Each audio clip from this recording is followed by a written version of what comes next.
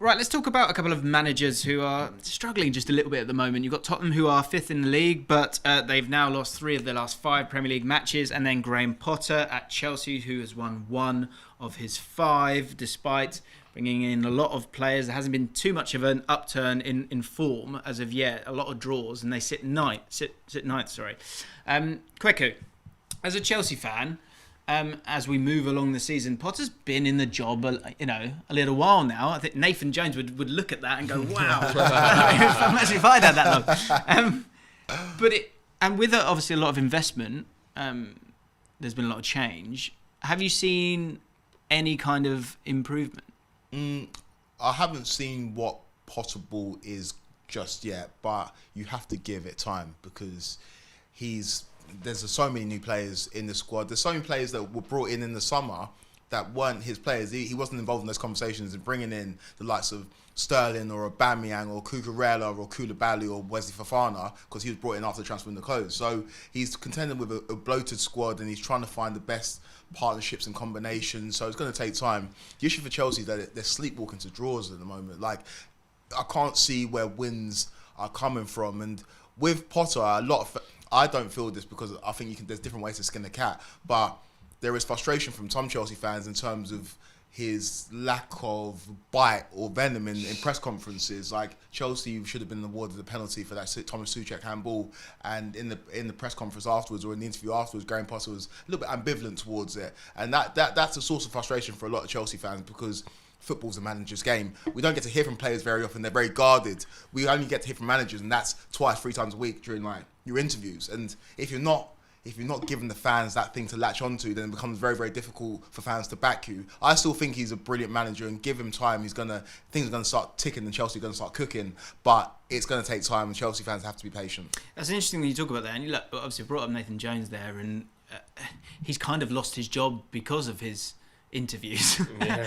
And what you say is so important. Do you think that marriage of what's coming out of your mouth in these interviews alongside the results make much of a difference, or is it just down to the results? It's a real catch-22 as a manager, because I think you spoke about Klopp, Arteta, Pep, all these managers that have won trophies or winning trophies.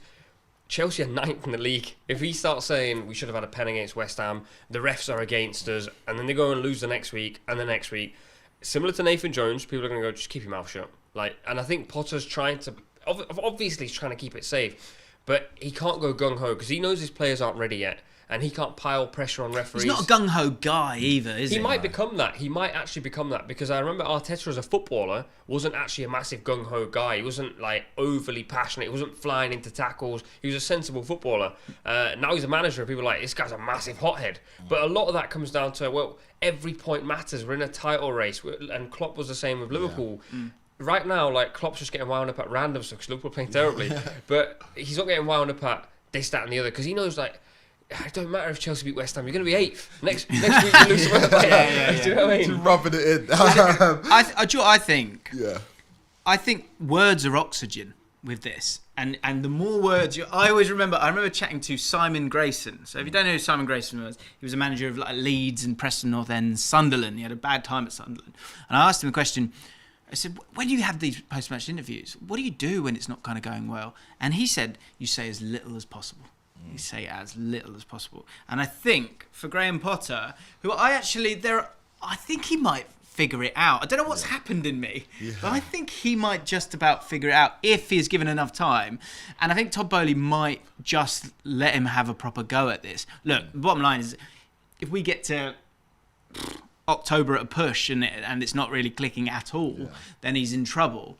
But between now and then, I think he's probably going to be given enough time. So him sort of staying calm and keeping it low key, you get a couple of people going, oh, come on.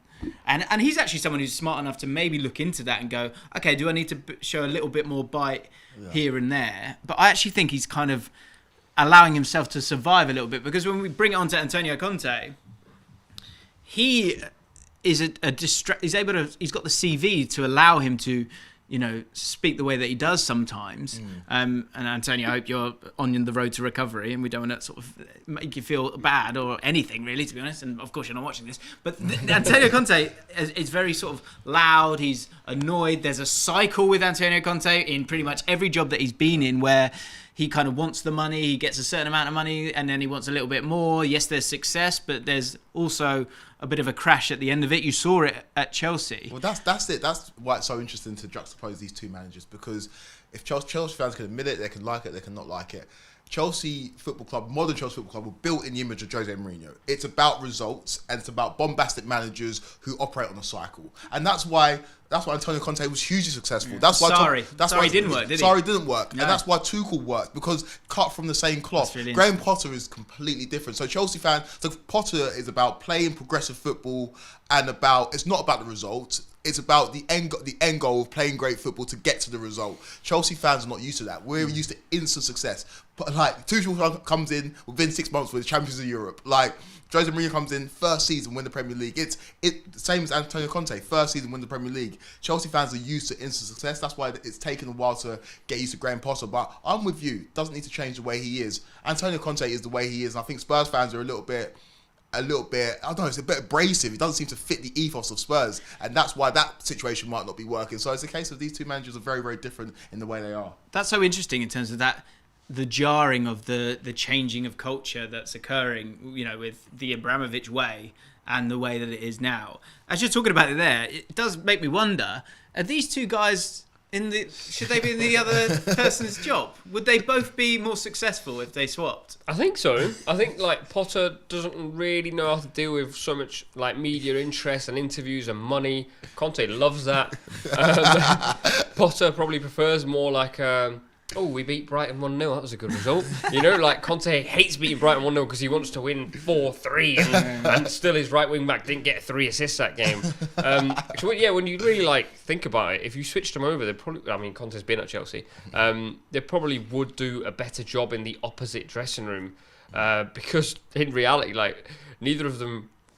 Well, they might not be in these jobs in 6 months' time because of the situations they're in. Well, that's fascinating. I think, look, the Potter thing, when he got the job, I said he's going to get eaten alive. And he's gently being munched at the moment. But there have been a couple of things recently that I do wonder, I can kind of see it a little bit, and maybe it will click. And he might be fortunate enough, and we see this over the years with the Premier League, with the teams that you expect to do something. They don't. And then when the season's kind of over, they play with a bit of freedom and they start, slapping up teams, and they start to get that confidence again. That might be a cycle that might occur for Graham Potter. But out of those two, who's more likely to not be in the dugout in that first game of the season next season? Antonio Conte, and he's making that path for himself. He's not committing to signing a long-term contract. If it was up to Graham Potter, he'd be at Chelsea for the next 5 years of his career. I don't think Antonio Conte necessarily wants to be at Spurs beyond the end of this season. If you take the 3 pillars of spend, and you look at trophies, and you look at style of play, it doesn't work at Spurs. Spurs are used to traditionally playing really good, expansive football, not spending too much money, and not really winning trophies. Antonio Conte wants to win trophies, doesn't play great football, and needs to spend a lot of money. It just doesn't work, doesn't align. I don't see him being there beyond the end of the season. The only thing is, though, Tottenham would have known all this before they hired him. But they've got a culture jar as well. But it's the opposite. That's the thing. They've gone, we'll get Mourinho. He wins trophies. Well, that's not. We'll get another one then. It's got Antonio Conte, and now Antonio Conte. It doesn't. It's so cheeky because most managers go, just give me 3 years and I'll sort this out for you. He's going, I don't know if I want to be here. That's just credit in the bank. He knows that, and I don't even know how this is happening at Spurs, but somehow people are going. At the start of the season, we were doing it. Spurs could still win the league though, because Conte's there. When in reality, he's nowhere near the league. They're nowhere near playing the football that they should be playing under Conte. So I think they're all sort of trapped because the hope is still there. Spurs fans are going, 1 week is that we're playing rubbish, we're still 5th though. The next week they lose to Leicester, we're playing rubbish, we're never going to win anything. It's kind of got to get rid of this guy. He's got to go. If you want a normal behaving football club that doesn't have this much chaos, then he's got to go come the end of the season. Yeah. If you don't mind this chaos and you can deal with the heartache every other week, then keep him. It's so interesting because these two teams are so intertwined when it comes to managers. If you look at AVB, went from Chelsea, you end up managing Spurs. You look at Conte, you look at Mourinho, Glenn Hoddle. These two teams do normally share managers, which is so interesting because they're very, very different in their ethos. But I just think Antonio Conte is such a combustible character that if he stays at Spurs beyond the season, it'll be a big, big surprise. Okay, guys, let's know. 2 questions for you. First of all, who's gonna be in the job longer? Always good fun, isn't it? These are people's lives. And secondly, who would be your perfect replacement for either of those managers? But don't say Conte if you're Chelsea, and don't say Potter if you're Spurs. Let's know now. Off you go. Thanks so much for watching ESPN on YouTube. And for more sports highlights and analysis, be sure to download the ESPN app. And for premium content and live streaming, subscribe to ESPN Plus.